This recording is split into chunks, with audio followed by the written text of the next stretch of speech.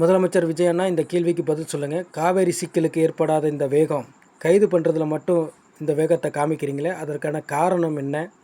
அதே மாதிரி மேகதூது அணைக்கு ஏற்பட்ட சிக்கலுக்கு நீங்கள் காட்டாத வேகத்தை இதில் காமிக்கிறீங்களே, அதற்கு காரணம் என்ன?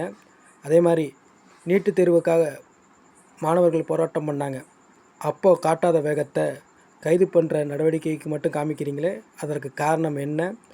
பதில் சொல்லுங்கள். பாலியல் வன்கொடுமையெல்லாம் நடந்துகிட்டு இருந்துச்சு, அப்போல்லாம் காட்டாத வேகத்தை கைது பண்ணுறதுல மட்டும் அந்த இதை காமிக்கிறீங்களே, அதற்கான காரணம் என்ன? பதில் சொல்லுங்கள். எதுக்குமே நீங்கள் செவி சாய்க்க மாட்டீங்க, எதுக்குமே குரல் கொடுக்க மாட்டீங்க. இப்போ இதுக்கு நான் மட்டும் குரல் கொடுப்பீங்களா? மாண்புமிகு முதலமைச்சர் விஜய் அண்ணா பதில் சொல்லுங்கள், பதில் சொல்லுங்கள், பதில் சொல்லுங்கள். மக்களுக்கு பதில் சொல்லுங்கள். மின்சாரம், தண்ணீர், ரோடு, விவசாயம், எதுக்குமே குரல் கொடுக்காத நீங்கள் இதுக்கு குரல் கொடுத்தது காரணம் என்ன? இதற்காக கைது நடவடிக்கை எடுத்ததுக்கு காரணம் என்ன?